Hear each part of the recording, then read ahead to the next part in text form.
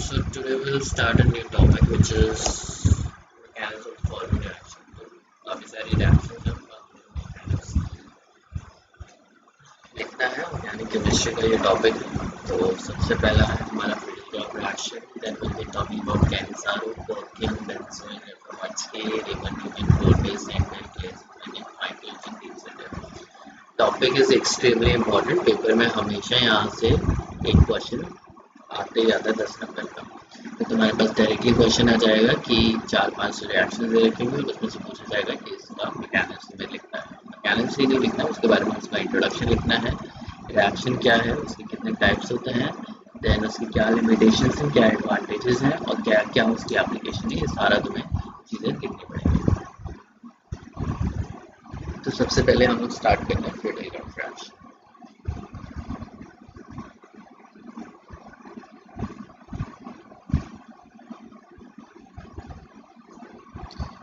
Friedel craft reaction बहुत ही ज़्यादा common reaction है, तुम लोगों ने ऑलरेडी पढ़ा। फ्रीडल क्राफ्ट रिएक्शन के दो वेरिएबल्स हैं, दो वेरिएशंस हैं। एक होती है फ्रीडल क्राफ्ट एल्काइलेशन और एक फ्रीडल क्राफ्ट एसिलेशन। हम लोग दोनों का ही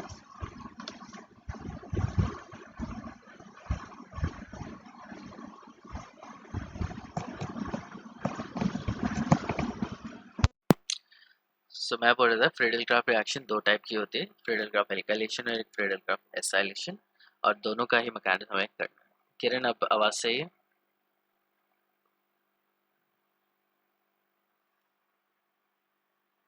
Okay, I hope सही होगी। So in 1877, Charles Friedel and James Kraft discovered a new method of alkylation and acylation.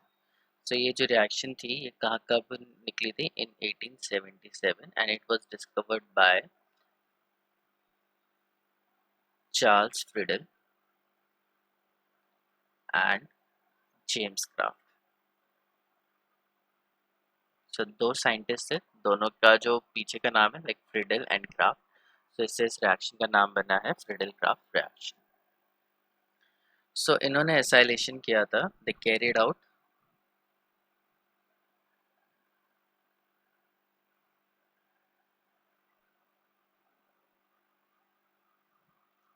alkylation and acylation. They carried out alkylation and acylation using anhydrous AlCl3 as a catalyst. तो यहाँ पे उन्होंने ये reaction की थी और reaction में alkylation और एसाइलेशन किया था, मतलब एल्काइल ग्रुप जोड़ा था और एसाइल ग्रुप जोड़ा था, जिसमें AlCl3 को यूज किया गया था एज अ कैटलिस्ट। अब इसमें दो तीन चीजें हैं, पहले हम लोग देख लेते हैं कि एल्काइलेशन क्या है। ऑन बेंजीन, बेंजीन या एरोमेटिक कंपाउंड के ऊपर किया था, बाकी किसी के ऊपर नहीं किया था। तो पहली चीज है कि ये एल्काइलेशन क्या होता है, तो मैं लिख लेता हूँ पहले एल्काइलेशन।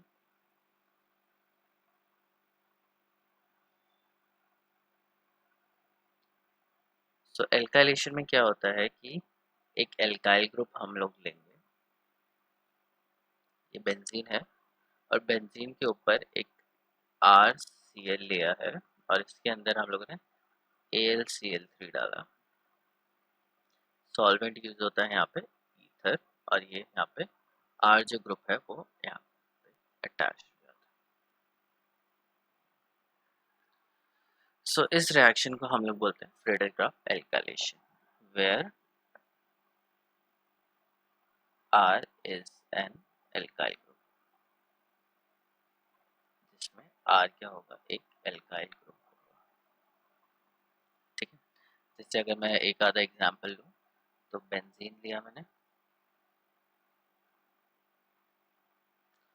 प्लस CH3Cl, कोई भी एल्काइल हैलाइड लिया, फिर AlCl3 जो कि एक कैटलिस्ट है उसको यूज किया, और इसमें हम लोगों ने डाला ड्राई ईथर।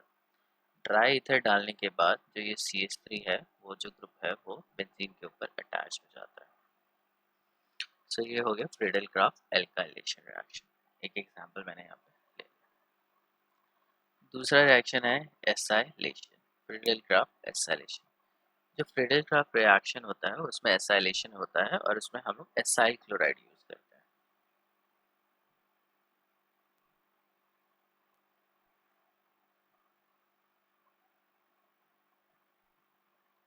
और एनहाइड्राइड, दो चीज़ें यूज होती हैं, एसाइल क्लोराइड और anhydride, depending upon the availability of the group. So इन दोनों चीज़ों में से कोई सी भी चीज़ हम लोग यूज कर सकते हैं, लेकिन AlCl3 डालना ही पड़ेगा।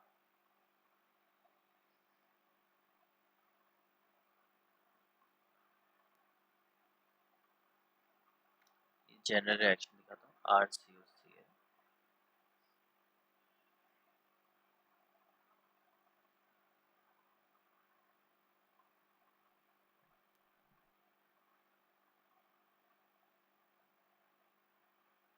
एसाइल ग्रुप यहाँ पे अटैच हो जाता है।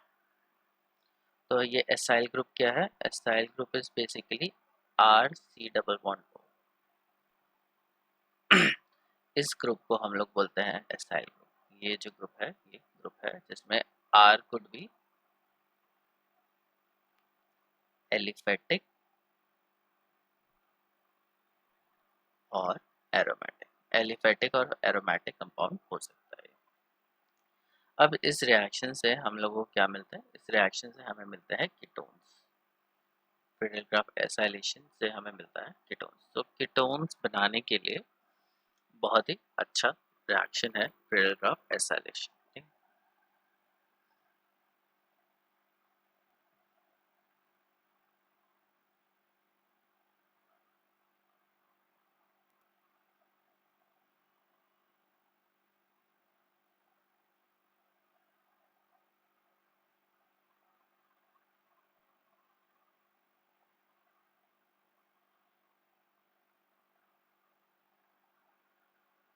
एरोमेटिक कीटोन्स के लिए ये बहुत ही ज़्यादा इम्पोर्टेंट है। ओके, सो ये तो हो गया एसाइलेशन और alkylation. Now I will be telling you Friedel Crafts alkylation और फ्रीडल क्राफ्ट एसाइलेशन क्या है, क्या क्या इसके अंदर इंपॉर्टेंट टॉपिक्स हैं, क्या क्या इनकी लिमिटेशन है। तो सबसे पहले हम लोग फ्रीडल क्राफ्ट एल्काइलेशन करते हैं।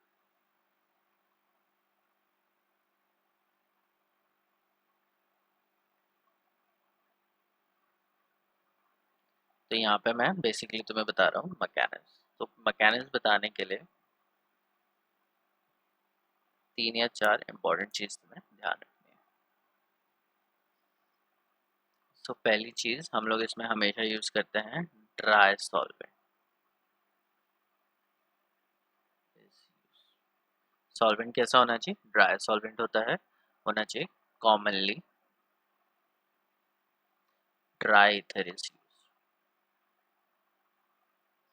कॉमनली हम लोग ड्राई ईथर को यूज करते हैं, पहला पॉइंट। दूसरा है AlCl3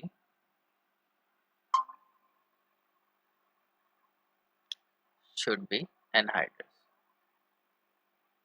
AlCl3 क्या होना चाहिए? एनहाइड्रस होना चाहिए एज वाटर और moisture can deactivate the catalyst. तो ये इंपॉर्टेंट चीज़ है। पहली चीज़ हम लोग क्या यूज़ करते हैं? ड्राई सॉल्वेंट यूज़ करते हैं। ड्राई सॉल्वेंट का मतलब क्या है कि उसके अंदर बिल्कुल भी मॉइस्चर नहीं होना चाहिए। दूसरा चीज़ है AlCl3 को एनहाइड्रस यूज़ किया जाता है, वाटर के साथ यूज़ नहीं किया जाता है। AlCl3 एनहाइड्रस क्यों यूज़ किया जाता है? क्योंकि AlCl3 is a Lewis acid, और लुईस एसिड को अगर काम करना है तो हम नहीं चाहते कि AlCl3 वाटर के साथ रिएक्ट करे, क्योंकि AlCl3 वाटर के साथ रिएक्ट बहुत आराम से कर जाता है। AlCl3 वाटर के साथ रिएक्ट करके HCl गैस प्रोड्यूस करता है।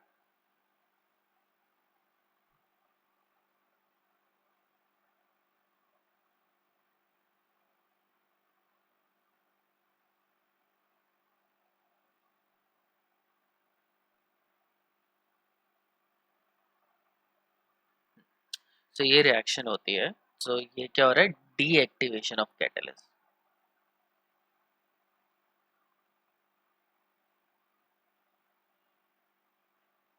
सो डीएक्टिवेशन ऑफ कैटलिस्ट हो जाता है अगर हमारे पास मॉइस्चर या कुछ भी वाटर रिलेटेड कुछ भी हमारी रिएक्शन के अंदर है, तो कैटलिस्ट डीएक्टिवेट हो जाएगा। कैटलिस्ट क्या बना लेगा? एल्यूमिनियम हाइड्रोक्साइड बना लेगा, और एल्यूमिनियम हाइड्रोक्साइड उतने अच्छी तरीके से काम नहीं कर पाएगा जितना AlCl3 काम करता है, because AlOH is not a good catalyst. AlCl3 हमारा कैटलिस्ट था जो कि रिएक्शन कर गया।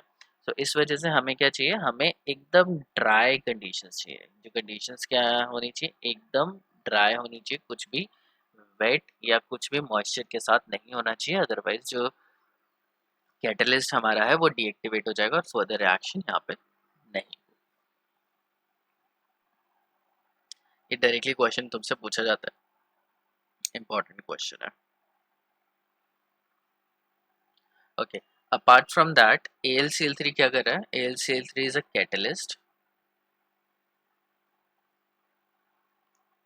लुईस एसिड, लुईस एसिड का मतलब क्या है? वो लोन पेयर एक्सेप्ट कर सकता है, ठीक है।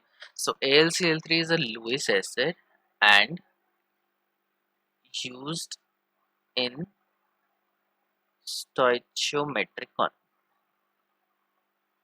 Metric amounts. तो हम लोग इसको क्या यूज करें? स्टोइचोमेट्रिक अमाउंट्स में यूज करें। स्टोइचोमेट्रिक अमाउंट्स में मतलब क्या है कि हम लोगों ने पढ़ा है catalyst are added in small quantities but not AlCl3। अब हम लोगों ने बोला AlCl3 कैटलिस्ट है, लेकिन ये कैटलिस्ट है नहीं। मतलब कैटलिस्ट की क्या प्रॉपर्टी होती है? कैटलिस्ट रिएक्शन को एक्सेलरेट कराता है, इनिशिएट नहीं कराता है। रिएक्शन होती है और उसका जो रेट ऑफ रिएक्शन है वो कैटलिस्ट बढ़ा देता है। दूसरा चीज़ होता है कि कैटलिस्ट को हम लोग एक बहुत ही कम क्वांटिटी में यूज़ करते हैं। जैसे अगर मेरे पास कोई रिएक्शन है, लाइक कोई रिएक्शन हो रही है, हाँ, H2+O2 रिएक्ट कर रहा है और उसके अंदर मैंने प्लैटिनम डाला और ये बना दिया H2। सो ये जो प्लैटिनम यहाँ पे यूज़ होगा वो कितना यूज़ होगा? फॉर एग्जांपल अगर मैंने इसको 1 ग्राम ये यूज़ किया है, 1 ग्राम ये यूज़ किया है, तो ये होगा 0.1 ग्राम। समझ में आ रहा है? कितना होगा? 0.1 ग्राम। मतलब कैटलिस्ट हमेशा बहुत ही ज़्यादा कम क्वांटिटीज़ में यूज़ होता है। लेकिन AlCl3 वाली रिएक्शन में अगर हम लोग बेंजीन के ऊपर AlCl3 से रिएक्शन कराएंगे,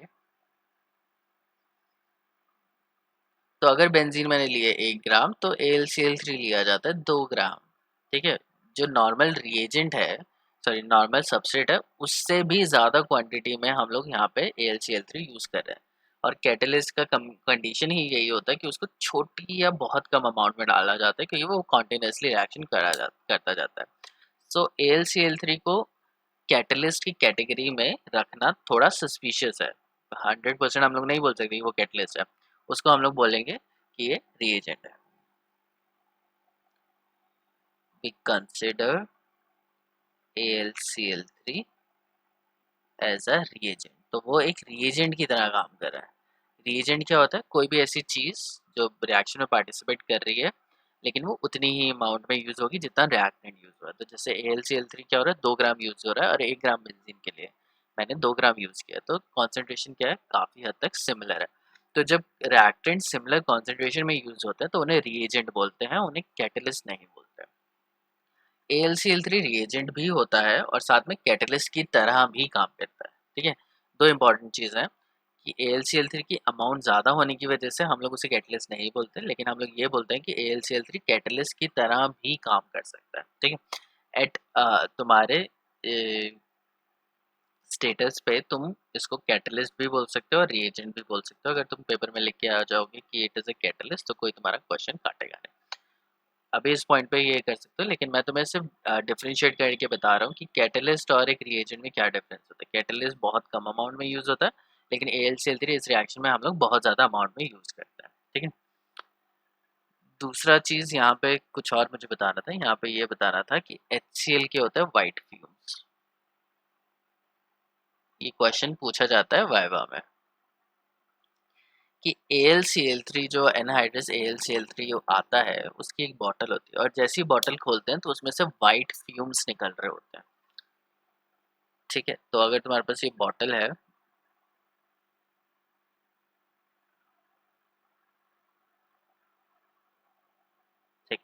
तो जैसे ही तुम उसका ढक्कन खोलोगे इसमें से वाइट कलर के फ्यूम्स यहाँ से निकलने स्टार्ट हो जाएंगे, पॉलिथीन के अंदर होगा और धीरे धीरे से उसके अंदर वाइट कलर के फ्यूम्स यहाँ से निकलने लग जाएंगे।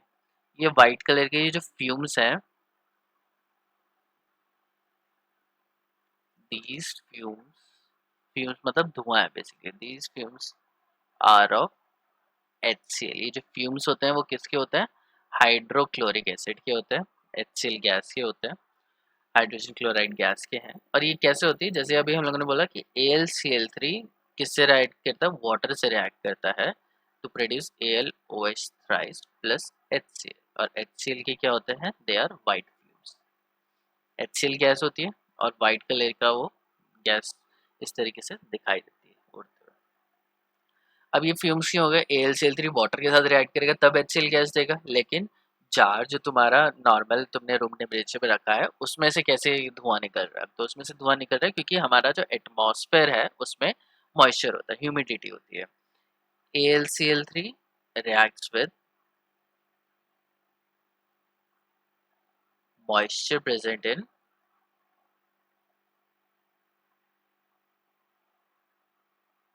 environment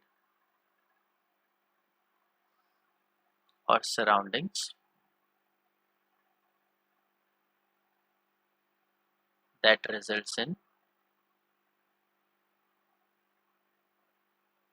white fumes, HCl coming out from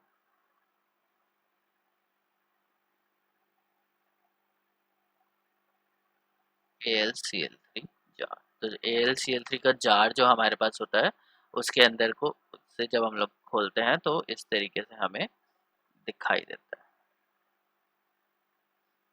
ठीक है, तो एक इम्पॉर्टेंट क्वेश्चन है, बहुत बार पूछा जाता है, जैसे फ्रीडल रिएक्शन प्रैक्टिकल में कराया जाता है तो लैब में वाइवा में ये क्वेश्चन जरूर पूछा जाता है कि ये वाइट फ्यूम्स किस चीज़ के। ठीक है, मैंने एक बहुत इंपॉर्टेंट क्वेश्चन का आंसर तुम्हें दे दिया है कि सॉल्वेंट ड्राई क्यों होना चाहिए। सॉल्वेंट ड्राई इसलिए होना चाहिए क्योंकि उसके अंदर सॉल्वेंट में मॉइस्चर होता है और मॉइस्चर वहाँ से निकालना है। मॉइस्चर अगर नहीं निकालेंगे तो AlCl3 क्या करेगा, वाटर के साथ रिएक्ट करके एल्यूमिनियम हाइड्रोक्साइड कर देगा और जिसकी वजह से जो हमारा कैटलिस्ट है वो या रिएजेंट है वो डीएक्टिवेट हो जाएगा। ठीक है, फिर AlCl3 के बारे में मैंने और चीज़ें तुम्हें यहाँ पे बता दी है। अब हम लोग देख लेते हैं इसका मैकेनिज्म। अगर इसका मैकेनिज्म हम लोग डिस्कस करेंगे तो मैकेनिज्म में क्या है, पहले तो हम लोग नॉर्मल रिएक्शन लिख लेते हैं, मैं ऊपर साइड में रिएक्शन लिख लेता हूँ नॉर्मल। जैसे ये लिया और मैंने यहाँ पे पहले एल्काइलेशन कर रहे हैं फिर एसाइलेशन करेंगे और यहाँ पे AlCl3 किया plus dry ether and I get toluene और यहाँ पे हमें ये मिल जाएगा, ये है बेंजीन और ये मिथाइल क्लोराइड। अब इसका मैकेनिज्म अगर हम लोग करेंगे तो सबसे पहले इसका जो स्टेप 1 होता है, स्टेप 1 में रिएक्शन होती है, reaction of AlCl3 with alkyl halide. Alkyl halide AlCl3 के साथ रिएक्ट करता है टू जनरेट कार्बोकेटायन। इससे क्या प्रोड्यूस होगा, एक कार्बोकेटायन प्रोड्यूस हो जाएगा। सो CH3Cl है, यहाँ पे CH3Cl है, ये जो CH3Cl है ये किसके साथ रिएक्ट करेगा, AlCl3 के साथ। अब इसमें क्या इंपॉर्टेंट है, इसमें इंपॉर्टेंट है कि Cl के पास लोन पेयर है, तुम देख रहे होंगे यहाँ पे लोन पेयर, मैं रेड कलर से दिखाता हूँ तो ज़्यादा अच्छे से कॉन्ट्रास्टिंग आएगा तुम्हारे लिए। लोन पेयर है, AlCl3 क्या है, लुईस एसिड। लुईस एसिड क्या करता है, लोन पेयर एक्सेप्ट करता है, तो क्लोरीन क्या करेगा, AlCl3 को अपने लोन पेयर दे देगा। लोन पेयर दे देगा तो क्लोरीन के ऊपर आ जाएगा पॉजिटिव चार्ज और AlCl3 के पास आ जाएगा नेगेटिव चार्ज। तो इसको हम लोग इस तरीके से लिखेंगे, CH3Cl जिसने Al को दे दिया Cl3। अब इलेक्ट्रॉन लेने पे एल्यूमिनियम के पास कौन सा चार्ज जाएगा, नेगेटिव चार्ज जाएगा और यहाँ पे क्लोरीन ने अपने लोन पेयर दे दिया तो क्लोरीन के पास कौन सा चार्ज जाएगा, पॉजिटिव चार्ज जाएगा। तो इस तरीके से ये कॉम्प्लेक्स बन जाएगा। अब ये कॉम्प्लेक्स बन तो गया, लेकिन क्या होगा कि क्लोरीन पॉजिटिव चार्ज, एक तो बहुत ही ज़्यादा इलेक्ट्रोनेगेटिव एलिमेंट है और वो पॉजिटिव चार्ज को सहन या टॉलरेट नहीं कर सकता, तो वो क्या करता है, ये जो दो इलेक्ट्रॉन बॉन्डिंग इलेक्ट्रॉन है वो क्लोरीन ले लेता है। और ये जो दो बॉन्डिंग इलेक्ट्रॉन अगर क्लोरीन ले लेगा तो उसमें क्या जनरेट हो जाएगा, CH3 पॉजिटिव, एक कार्बोकेटायन जनरेट हो गया, ठीक है, plus Al Cl Cl Cl and Cl, ठीक है। अब ये जो क्लोरीन था जिसके पास पॉजिटिव चार्ज था उसने नेगेटिव चार्ज ले लिया, तो वो क्या हो गया, न्यूट्रल हो गया। लेकिन एल्यूमिनियम के पास नेगेटिव चार्ज अभी भी है। रिएक्शन देखो बैलेंस होनी चाहिए, न्यूट्रल होनी चाहिए। राइट हैंड साइड पे टोटल चार्ज कितना है, 0। यहाँ पे ओवरऑल चार्ज कितना है, 0 +1 -1, और यहाँ पे ओवरऑल चार्ज कितना है, 0। तो जो रिएक्शन होनी चाहिए इलेक्ट्रॉनिकली न्यूट्रल होनी चाहिए दोनों ही साइड पे। अब यहाँ पे हो गया क्या, जनरेशन ऑफ कार्बोकेटायन।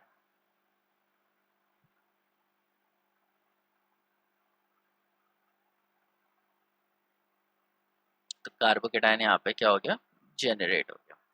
तो स्टेप 1 क्या है, रिएक्शन AlCl3 एल्काइल हैलाइड के साथ रिएक्ट करेगी to generate carbocation, CH3 positive यहाँ पे रिलीज हो जाएगा। Let's move to the next step.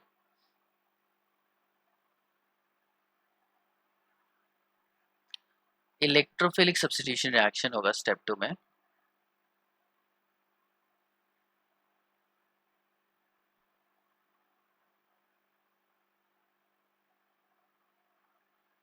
Of benzene plus alkyl जो कार्बोकेटायन है उसके साथ इनका रिएक्शन होगा। तो यहाँ पे मैंने ले लिया बेंजीन और यहाँ पे आ गया CH3। अब क्या है, पॉजिटिव है तो कौन अटैक करेगा, नेगेटिव आएगा। पहली चीज क्या है, इलेक्ट्रोफिलिक सब्स्टिट्यूशन है, तो मतलब ये हो गया इलेक्ट्रोफाइल, और एक इलेक्ट्रोफाइल क्या होगा, सब्स्टिट्यूट होगा। तो यहाँ पे क्या है, हमारे पास हाइड्रोजन है, तो ये हाइड्रोजन CH3 के साथ ऐड हो जाएगा। तो अब ये जो दो इलेक्ट्रॉन है ये बेसिकली इसके ऊपर अटैक करेंगे तो दे विल प्रोड्यूस बेंजीन। दो इधर थे, यहाँ पे CH3 था और यहाँ पे H था। H को मैं रेड कलर से लिखता हूँ सो दैट तुम्हें याद रहेगा कि ये इलेक्ट्रोफाइल है और इसे ही जाना है। और यहाँ पे आ गया पॉजिटिव चार्ज, ठीक है। सो ये हो गया यहाँ पे कार्बोकेटायन जनरेट।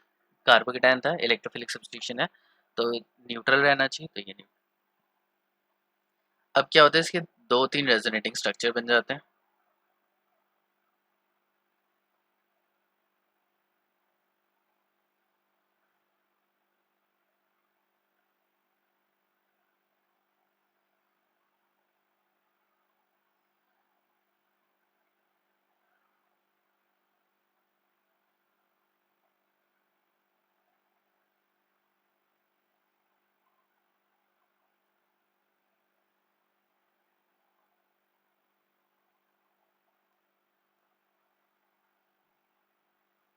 और ये जो इलेक्ट्रॉन्स है वो इधर चले जाएंगे।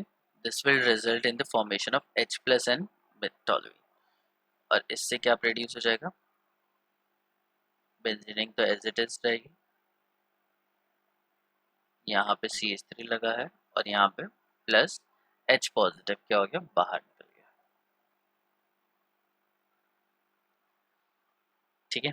सो ओवरऑल रिएक्शन क्या हुई, बेंजीन ने CH3 के ऊपर अटैक किया, तो इलेक्ट्रोफिलिक सब्स्टिट्यूशन ये हुआ है। इलेक्ट्रोफिलिक सब्स्टिट्यूशन क्यों, क्योंकि ये जो इलेक्ट्रोफाइल था, पहला इलेक्ट्रोफाइल, और ये भी क्या है इलेक्ट्रोफाइल। इलेक्ट्रोफाइल क्या होता है, anything which has positive charge. तो दोनों इलेक्ट्रोफाइल एक दूसरे से क्या हो गए, रिप्लेस हो गए। अब जब दोनों इलेक्ट्रोफाइल एक दूसरे से रिप्लेस होंगे तो इस टाइप की रिएक्शन को हम लोग बोलते हैं सब्स्टिट्यूशन। इलेक्ट्रोफाइल रिप्लेस हो रहा है तो इसे हम लोग बोलेंगे इलेक्ट्रोफिलिक सब्स्टिट्यूशन रिएक्शन। तो इस तरीके से ये रिएक्शन की जाती है।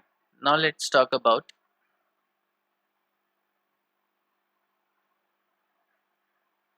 आइसोमेरिस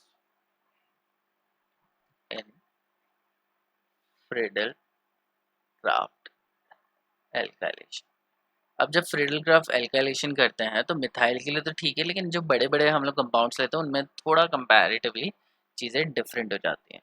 फॉर एग्जाम्पल अगर मैंने यहाँ पे लिया बेंजीन, तो बेंजीन अगर प्रोपाइल क्लोराइड के साथ अगर वो रिएक्ट करना चाहता है, तो इथाइल हो गया प्रोपाइल क्लोराइड, तो कंपाउंड अलग बन जाता है, आइसोप्रोपाइल बन जाता है। ठीक है, बनना क्या चाहिए था, मैं यहाँ पे लिखता हूँ एक्सपेक्टेड क्या था, एक्सपेक्टेड था यहाँ से ये बॉन्ड टूटेगा, ये इस पे अटैच होना चाहिए 1 2 3, ये एक्सपेक्टेड था कि ऐसा बनना चाहिए, लेकिन ऑब्जर्व्ड कौन सा है, ऑब्जर्व्ड इसमें ये है, और ये ऊपर वाला बनता ही नहीं है, ये बनता नहीं है, बनेगा तो फिर ये इसको हम लोग बोल देते हैं माइनर, वैसे चांसेस बहुत कम है, लाइन 5% ये और 95%। तो हम लोग एक्सपेक्ट कर रहे थे कि ये प्रोडक्ट यहाँ से ऐसे बनना चाहिए, लेकिन बन कैसे जाता है, अलग ही तरीके से बन जाता है। सो इस ये जो आइसोमेरिज्म हुई है वो, उसका रीज़न क्या है, उसका रीज़न ये है कि प्रोपाइल क्लोराइड तो पहले AlCl3 के साथ रिएक्ट करेगा और ये देता है propyl carbocation plus AlCl4 negative NI। अब ये प्रोपाइल में ये सब तो ठीक है, लेकिन क्या होता है कि ये है प्राइमरी कार्बोकेटायन, प्राइमरी कार्बोकेटायन क्या होता है, काफ़ी ज़्यादा अनस्टेबल होता है, तो इसमें क्या होता है हाइड्राइड शिफ्ट हो जाता है, 1 to हाइड्राइड शिफ्ट हो जाता है।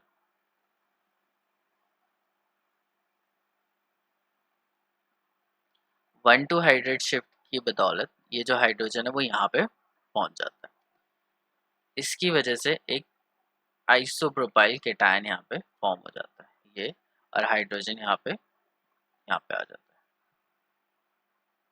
ठीक है, तो हाइड्रोजन सेकंड पोजीशन से, इसको अगर मैं नंबरिंग करूं तो 1 ये है, 2 ये है, 3 ये है।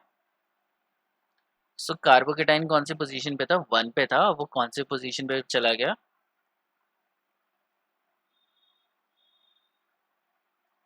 वो चला गया सेकंड पोजीशन पे, क्योंकि सेकेंडरी कार्बोकेटायन है and secondary carbocation more stable then primary carbocation. तो इस तरीके से 1 to हाइड्राइड शिफ्ट होता है, और 1 to हाइड्राइड शिफ्ट होने की वजह से जो हमारा एल्काइल ये वाला प्रोडक्ट जो हम बनाना चाह रहे थे वो बनता ही नहीं है, क्योंकि कार्बोकेटायन रीअरेंज होता है, रीअरेंज होने की वजह से एक दूसरा ही कंपाउंड हमें प्रोडक्ट हमें मिल जाता है, तो ये यहाँ पे एकदम सक्सेसफुल नहीं होता है। दूसरा अगर मैं रिएक्शन करना चाहूँ, तो अगर मैं चाहता हूँ ये बनाना, फॉर एग्जांपल मुझे बनाना है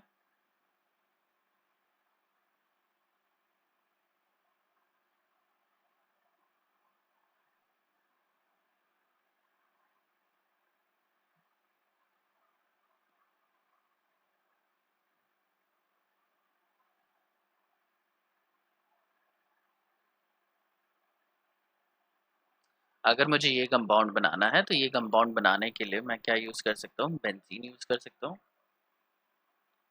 प्लस ये यहाँ से बॉन्ड बनेगा तो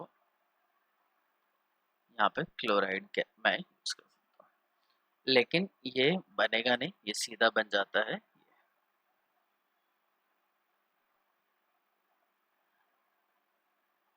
ये कंपाउंड बन जाता है। ठीक है, क्यों बन जाता है, वही सेम रीज़न है कि जब ये इस तरीके से क्लोराइड बनता है और ये AlCl3 के साथ रिएक्ट करता है, तो ये प्रोड्यूस करता है AlCl4 नेगेटिव प्लस यहाँ पे positive, and then again 1 to hydride shift होता है और ये रीअरेंज करके हमें दे देता है टर्शियरी ब्यूटाइल कार्बोकेटायन, और टर्शियरी ब्यूटाइल कार्बोकेटायन बनेगा तो हमारा प्रोडक्ट क्या बनेगा, हमारा बनता है प्रोडक्ट ये, और वो नहीं, क्योंकि ये क्या है, लेस स्टेबल है और ये है मोर स्टेबल।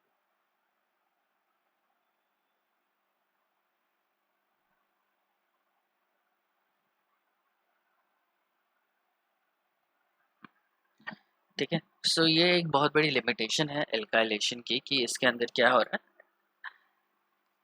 इसके अंदर हो रहा है रीअरेंजमेंट। ठीक है, सो यहाँ पे मैं लिख देता हूँ rearrange product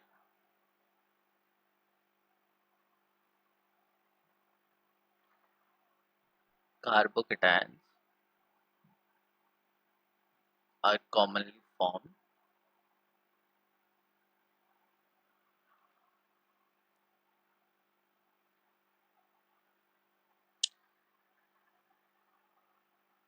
leading to the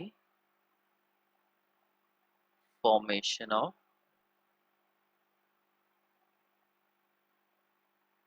undesired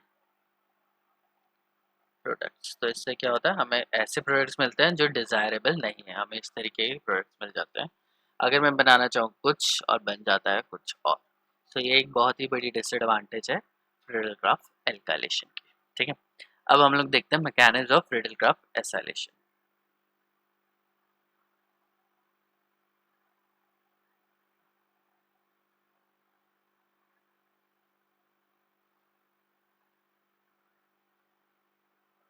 Friedel Crafts acylation में क्या है और क्या क्या प्रॉब्लम्स है। सो अगर मैं जनरल रिएक्शन लिखना चाहूँ तो ऑब्वियसली ये जो रिएक्शन है ये एरोमेटिक सब्स्टिट्यूशन रिएक्शन है, तो बेंजीन पे ही होगी और इसके लिए मुझे लेना पड़ेगा एसाइल क्लोराइड। इसका नाम क्या है, एसाइल क्लोराइड। अब कौन सा एसाइल है, मिथाइल भी हो सकता है, आर कुछ भी हो सकता है। और यहाँ पे जाके ये COCl लग जाता है। बेसिकली हम क्या फॉर्म कर रहे हैं, यहाँ पे हम लोग कीटोन फॉर्म कर रहे हैं। तो एक बहुत ही अच्छा मेथड है एरोमेटिक कीटोन्स फॉर्म करने के लिए। Same AlCl3 and dry ether is use. ठीक है, तो पहली चीज़ है कि इसमें नो आइसोमराइजेशन इज ऑब्जर्व।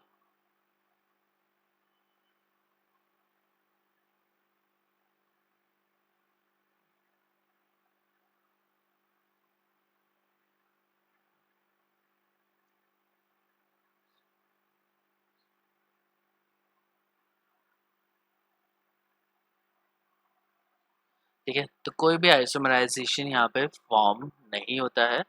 जो हम लोग प्रोडक्ट बनाना चाह रहे हैं डेफिनेटली वही बनता है। सो मैकेनिज्म देखते हैं। तो मैकेनिज्म में हम लोग पहले क्या करेंगे, बेंजीन लेंगे। स्टेप 1 हमारा वही रहेगा। स्टेप 1 में हमारा AlCl3 किसके साथ रिएक्ट करेगा, एसाइल क्लोराइड के साथ। तो RC डबल बॉन्ड OCl है प्लस AlCl3, ये इसको अपने लोन पर इधर देता है and that will produce RCO। ये लिख देता है RCOCl, बॉन्ड बन गया AlCl3। अब क्लोरीन के पास एल्यूमिनियम के पास नेगेटिव चार्ज आएगा, क्लोरीन के पास पॉजिटिव चार्ज। अब पॉजिटिव चार्ज आने के बाद ये इसको यहाँ पे देता है और that will produce RC double bond O, या ऊपर ही लिख देता हूँ तो तुम्हें प्रॉब्लम होगी। इसके ऊपर पॉजिटिव चार्ज आता है प्लस AlCl4 नेगेटिव और ये कंपाउंड बन जाता है। ये बन गया एसाइल कार्बोकेटायन।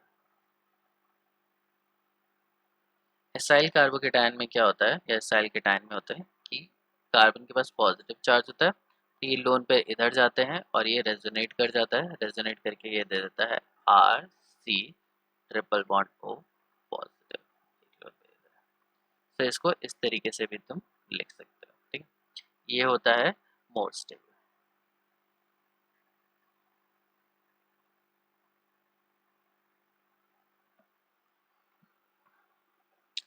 तो ये जो कार्बन के ऊपर पॉजिटिव चार्ज है वो कम स्टेबल है और इसके ऊपर जब ऑक्सीजन के ऊपर पॉजिटिव चार्ज है वो ज़्यादा स्टेबल है। ज़्यादा स्टेबिलिटी क्यों है, क्योंकि इस पॉइंट पे सारे जो एटम्स है उनका ऑक्टेट कंप्लीट है। ऑक्टेट कंप्लीट होने के बाद नंबर ऑफ बॉन्ड्स भी सबसे ज़्यादा है। तो इन दो केसेस की वजह से ये जो स्ट्रक्चर बना है येलो कलर में जो मैंने तुम्हें लिखा है, ये होता है मोस्ट कॉन्ट्रीब्यूटिंग स्ट्रक्चर, मतलब सबसे ज़्यादा स्टेबल स्ट्रक्चर यही है। फिर अगर हम लोग स्टेप 2 की बात करें,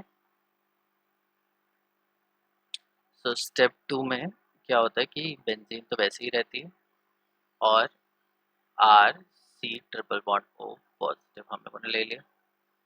तो ये अटैक करता है यहाँ पे एंड ये इलेक्ट्रॉन जाता है यहाँ पे।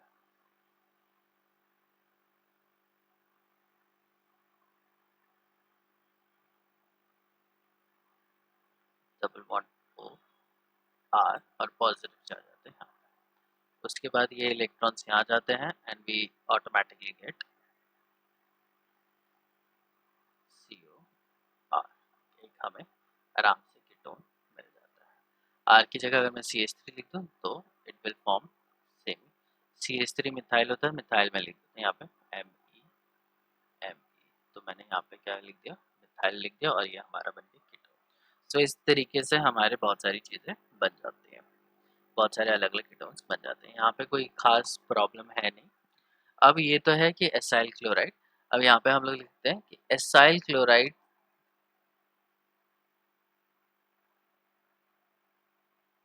Are difficult to handle. Acyl chloride जो होते हैं उनको हैंडल करना बहुत डिफिकल्ट होता है, क्योंकि बहुत ही ख़राब स्मेल होती है उनकी, और साथ में कहीं स्किन पे गिर गया, हाथ पे गिर गया तो बहुत प्रॉब्लम हो सकती है। तो स्किन इरिटेंट होता है, आँख में लगती है, आँसू आते हैं एसाइल क्लोराइड जब आँख में जाता है। तो ऐसी बहुत सारी प्रॉब्लम्स होती हैं जब भी बच्चे एक्सपेरिमेंट्स करते हैं, तो उन्हें लैब के अंदर नहीं, लैब से बाहर जाके उन्हें ये एक्सपेरिमेंट करना पड़ता है। जो एसाइल क्लोराइड है वो आँखों में लगता है, तो गॉगल्स पहनने पड़ते हैं, सेफ्टी ग्लासेस पहनने पड़ते हैं, लेकिन उससे आंसू फिर भी आते हैं। तो ये लैक्रीमेटरी कंपाउंड है, तो इसको हैंडल करना थोड़ा मुश्किल होता है, थोड़ा डिफिकल्ट हो जाता है एक्सपेरिमेंट करना। So we prefer anhydrides. हम लोग एनहाइड्राइड्स यूज़ करते हैं। एनहाइड्राइड्स क्या होता है, जैसे एसाइलेशन करना तो तुम RCOCl ले सकते हो, लेकिन ये बहुत ख़राब होने की वजह से हम लोग इसका एनहाइड्राइड ले लेते हैं। ये हो गया एसिटिक एनहाइड्राइड। ठीक है, ये जिस तरीके से रिएक्शन करता है ये भी उसी तरीके से रिएक्शन करता है। इसमें भी हम लोग AlCl3 डाल के रिएक्शन बहुत आराम से कर लेते हैं, तो ये आराम से यहाँ पे रिएक्शन हो भी जाती है। ठीक है, सो इसकी क्या क्या लिमिटेशंस है, जो लिमिटेशंस अगर मैं बताना चाहूँ तो लिमिटेशन तो यही है। पहला लिमिटेशन है हार्श कंडीशंस आर रिक्वायर्ड।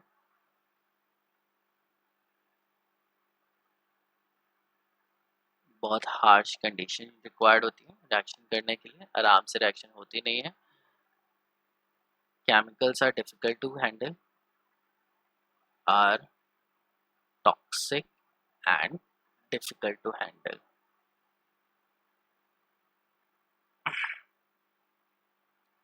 तो जैसे AlCl3 हो गया, वो भी डिफिकल्ट हो जाता है उसको हैंडल करना, और इसी तरीके से इसको भी हैंडल करना क्या होता है, कंपैरेटिवली डिफिकल्ट होता है।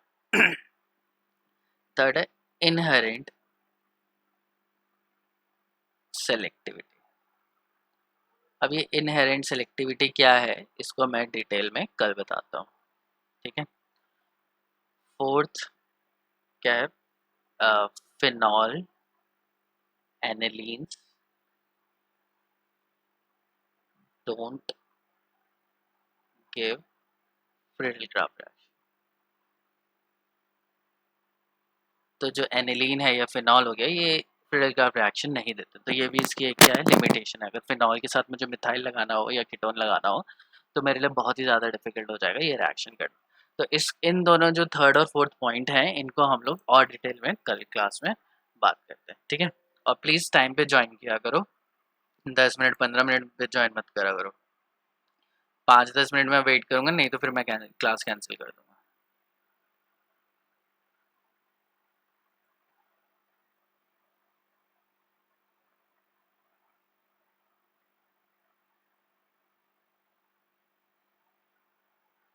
बाकी हम लोग नेक्स्ट क्लास में करते हैं।